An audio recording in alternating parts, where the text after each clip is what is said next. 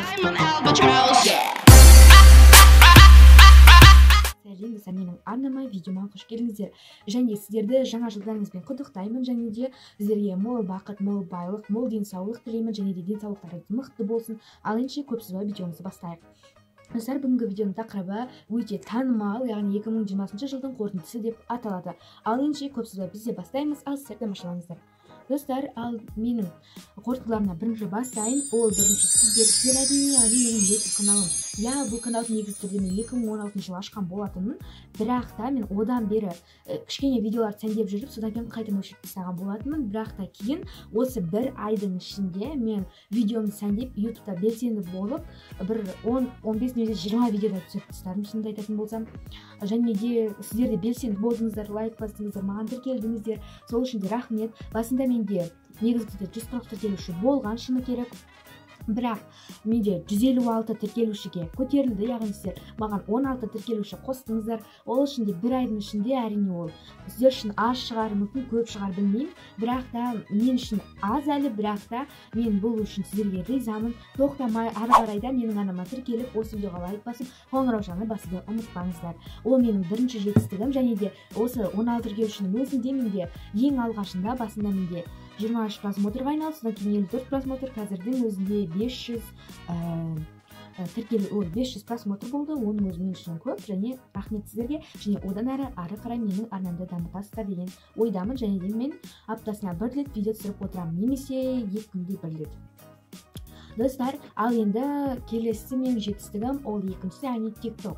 TikTok'та егер айтпақшы күнде-күн менің TikTok'ыма тіркелмеді, жазылып кетіңіздер, себебі TikTok'та мен қызықты видеолар түсіруге тырысамын.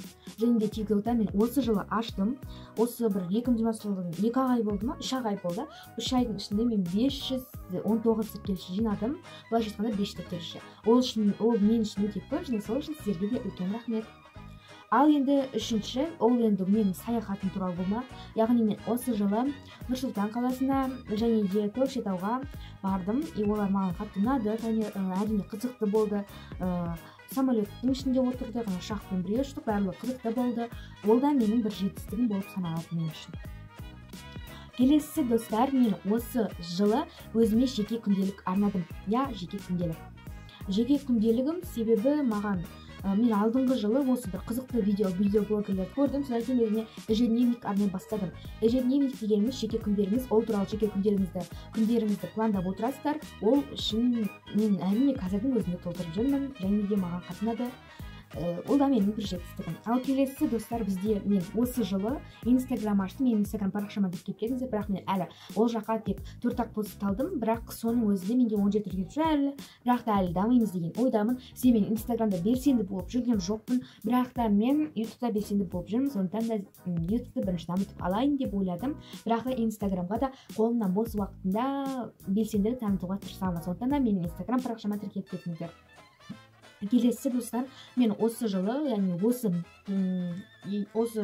2020 жылы мен өзіме жаңа телефон алдым деп айтсам да болатын шығар. Яғни ол Samsung Galaxy A5 телефоны, ол жақсы түсіреді камерасы, в общем, мына суреттен көріп тұрған шығарсыздар.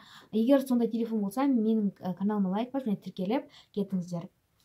Осы телефонын, және де келесі менің бір жетістігім. Бұл жетістікке шынымды айтсам мен қатты қуандым, және де өзім риза болдым. Ол жетістігім, ол менде, яғни енді ол қарапайым нәрсе болғанымен, ол мен үшін жақсы нәрсе. Сондықтан кәдімгі, бірақ ол пирог сияқты, бірақ чизкейк пісіріп үйрендім. Чизкейк. Осы жылы мен чизкейк пісіріп үйрендім, түрлі пирогтар пісіріп үйрендім. Бірақ та көбінесе маған қатты чизкейк ұнады. Міне чизкейк. Чизкейк ол өте жақсы, сіздерге кеңес беремін. Интернетте оның түр-түрі көп, қаймақпен болсын, или басқамен де өте көп. Сондықтан да сіздерге де кеңес беремін. Ол әрі қонақ келгенде де өте жеңіл, өте керемет, өте оңай тағам, 5 минутта жасалады небәрі. Келесі менің жетістігі, мен интро жасап, видео жасап, үйрендім, видео сәндеп. Яғни интроны, қазіргі мен интроны басқаша, ал бұрынғы интроны көрсеңіздер, кәдімгі мен скачать етіп жасаған болатынмын. Ал осы 2 интрода мен кәдімгідей өзгертіп үйрендім, және видеоны да сәндеп үйрендім.